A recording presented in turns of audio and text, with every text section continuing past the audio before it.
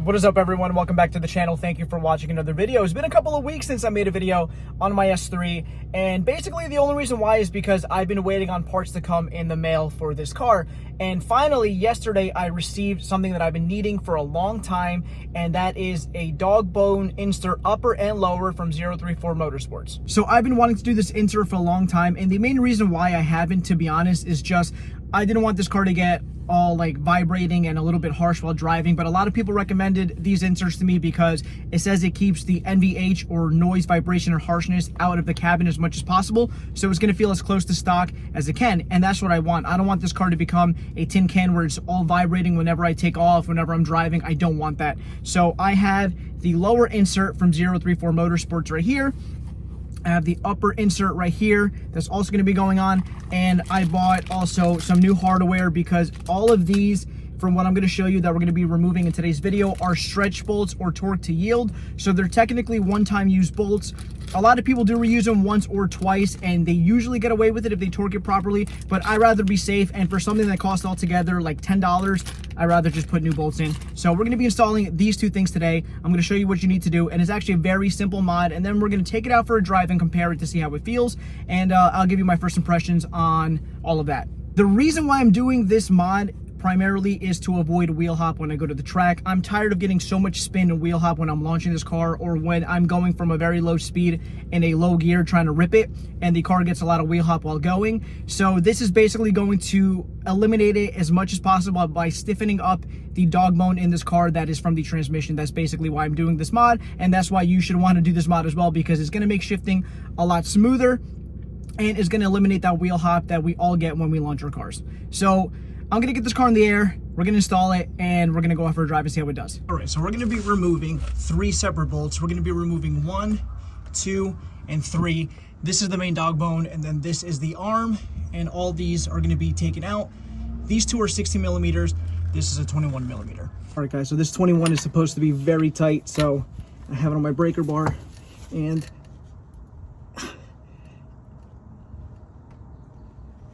there we go. Woo! Wow. So what I'm going to do, I'm just going to loosen this a little bit, and I'm going to zip it off with an impact, and then I'm going to undo these two 16s right here with the breaker bar as well and get that off. These on the arm are not going to be as tight as the main one, so these should just come, yep, just 1 and 2. There we go.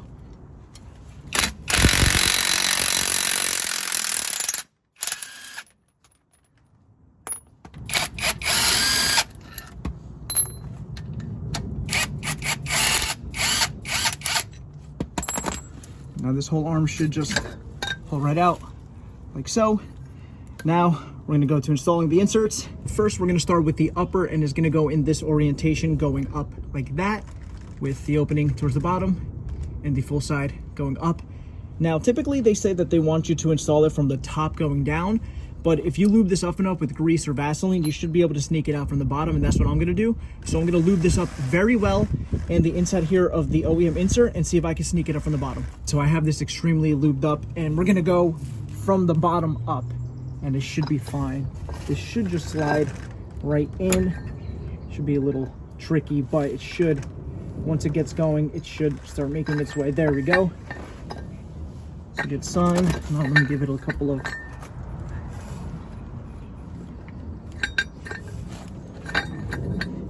something that might help too is possibly tapping it in with like a mallet or something if you can't get it all the way, but let me try to get more leverage down here. Ooh, it takes a little bit, but I got it through the bottom now, so now I have to adjust the front and try and sneak it up from here. I might get like a wrench or something to put through the front of it so that I'm able to pry it up. So I'm going to try a couple of different methods. I'm going to push this up, and this needs to clear one more section. I'm going to try a couple of wrenches, maybe a ratchet to try and pry in here to get this to go all the way through. There we go.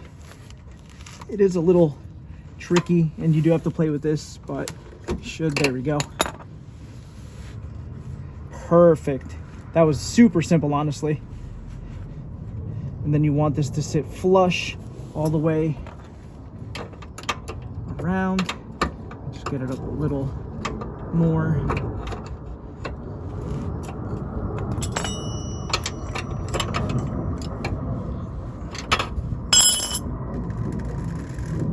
That's perfect. All the way in. Just so you guys see what I'm talking about with the upper insert, it sits all the way flush here, and you should be able to feel it sit right on top of where the subframe is, sit flush there as well. So I know that this is fully seated. So now what we're gonna do is reinstall the arm, and we're gonna put in the lower one, which is gonna go right here. Okay guys, so now we're gonna reinstall the arm back in, and I did lube this up a little bit just so it goes back in without any issues. So basically, once we put it back in, if this gives any resistance, I know that the upper insert is not installed properly or is not all the way seated. This should just slide in without really any issue. So if you encounter that you're pushing it in and it won't go, it's because that your upper insert is not put in all the way. So let me see to make sure that I did do it properly. This should just slide in. Look at that. No force. This is good to go. So now I'm going to reinstall the bolts, the new ones. I'm not going to torque them to spec yet. I'm just going to snug them up, and then we're going to go to the actual insert and do the lower one. There are two screws. There's a longer one and a shorter one. This one has a washer. This one doesn't. The longer screw is going to go into the back one here that's closer to the actual dog bone, and then the shorter one is going to go towards the front of the engine in this one. And you're going to want to do them by hand first, just because you want to make sure that it's threading on without cross-threading, because you could really have a bad day if you cross-thread these. As you can see, this one is going in without an issue, and we're going to make sure this one's lined up as well, and this one's going in with no problem. So I'm just going to rattle them on very gently with my impact just till they reach the top. Again, I'm not going to snug it up just yet. I'll torque them at the end. Okay, just a little. Okay, and there we go. All right, guys, just so you're aware, there are two versions of the Dogbone. I'm going to put a picture on the screen right now. You need to look under your car and see what version you have prior to buying the lower insert, because if you buy the wrong one, it is not going to fit. So just get under your car, jack it up quickly, or put it on some ramps and check what version you have. Again, I'm going to put a picture up on the screen so you guys can see and check it before you buy the lower insert. So this is the style that my car takes. I checked before I purchased this, and this will only go in one orientation. It's going to go like this. If you try and put it the opposite way, it literally will not go. So one way, it's going to go up. It already is greased up, and then I have my new 21mm stretch bolt that I'm going to put up into place now. Just so you're aware, this may not be lined up 100%. You may have to move some stuff around a little bit, and that is okay. I'm going to try and go up and snug it to see, because again, you do not want to cross thread any of these. It is going by hand with no issue, so it looks like mine is already all lined up without any problem. I take my socket and just continue to bring it up into place. Yeah, there's no resistance, so mine is going up without any issue, which is nice. If you line everything up properly and take it out and put it in the right way, you may not have any issues at all. All right, guys, now that I know this is all lined up, I can now rattle this into place with my impact gun. Just not all the way, because I do have to torque this up. That's good. And then I'm gonna proceed to rattle the other two a little more, and then we got to torque these to spec.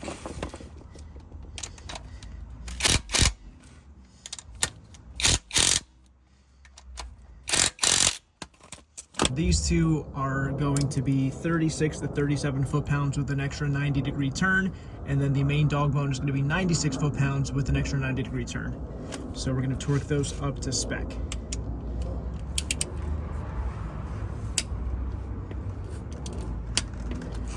That's good.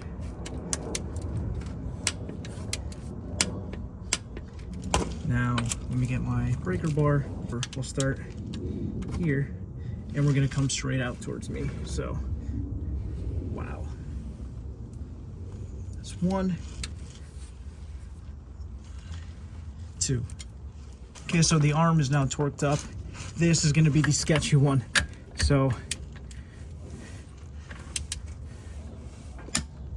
okay, that's a 96. And we're gonna get the breaker bar. With how tight these are, really feels like it's gonna break, but it's not. So here we go.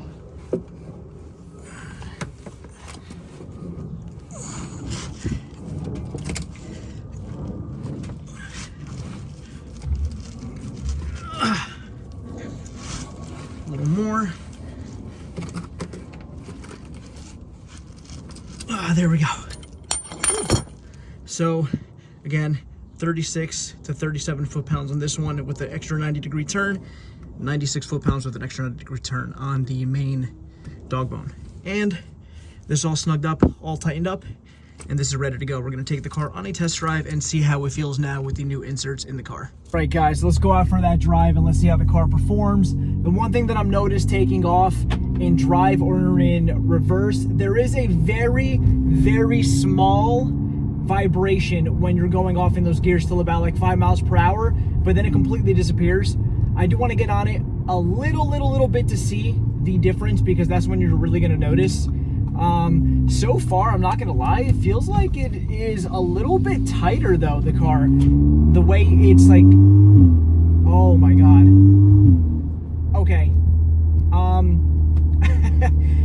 That is extremely noticeable right off the rip. Extremely noticeable.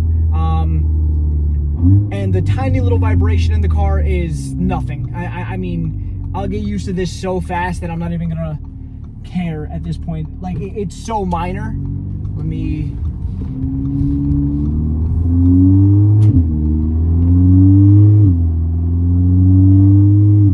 Oh my God. I'm blown away. How simple that mod was and how smooth the car feels now. Guys, I've been driving the car around for like 10 minutes now, and honestly, this is amazing. The car feels like more planted. The downshifts are 100% more direct. The upshifts are more direct. The car itself just feels like it's more like put together. It just feels smoother. And like I said before in the previous clip, the only time you notice a little tiny bit of vibration is when you're taking off from a stop in first gear when you're driving, or when I reversed before, I felt it a little bit as well. But when the car's idling, you don't really notice it. And honestly, I'm super happy. I was going to do the full like mount with the arm and everything from 034, but I want to try this out first because, like I said, I want this car to still be comfortable, and I want this car to feel like a daily driver when I drive it. I don't want it to be an uncomfortable car where it's over like vibrating and doing all this other stuff. So I'm glad that I went this route. That's what most people recommended me, that I just do the upper insert and the lower insert, and I'm glad that I did, because I feel like this is the perfect combination with the stock arm. So I'm very happy with that. But the car just feels, I mean, the shifting is what's really like screwing with my mind, because the car obviously shifted great before. It's the DSG with the DSG tune. It was shift quick, fast, it felt good. I mean, right now it's crazy that the shifting feels a lot more crisp and just overall better.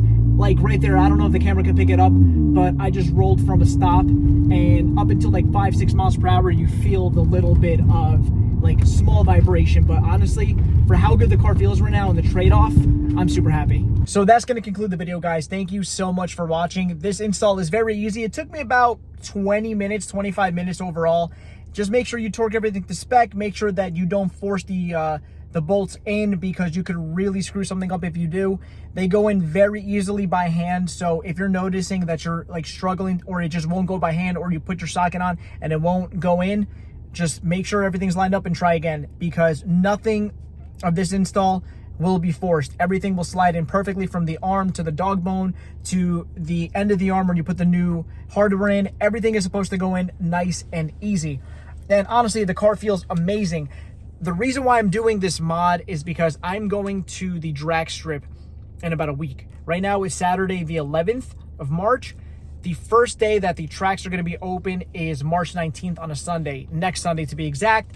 And it's supposed to be 53 degrees and cloudy. Hopefully it stays that way, because it'll be perfect weather. I need traction. That's why I did this mod. I have another mod that's coming on Tuesday that I'm going to be installing before I go to the track. And I have a third one that is supposed to be here next Saturday. I hope it makes it so I can install it on Saturday before Sunday, so I can take the car with all the new mods it's going to have on it. But this is really going to help me out with traction, guys, and that's what I need. I want to stop wheel hopping. I got this from my buddy Sean Kirk from It's Not Stock. I will leave that in the description down below, his link, so you can check out some of the parts that he sells there. He has a lot of stuff for Volkswagen and Audi and all those European companies. So really cool guy. He hooked me up with this. So honestly, guys, I'm ecstatic. I should have done this a while ago. I can't wait to really rip on the car and see how much of an improvement this really does, because in normal driving settings, it feels great. But anyways, guys, thank you so much for watching. Please like, comment, and subscribe. It lets YouTube know that I'm doing a good job. I will see you guys in the next video. Have a good day.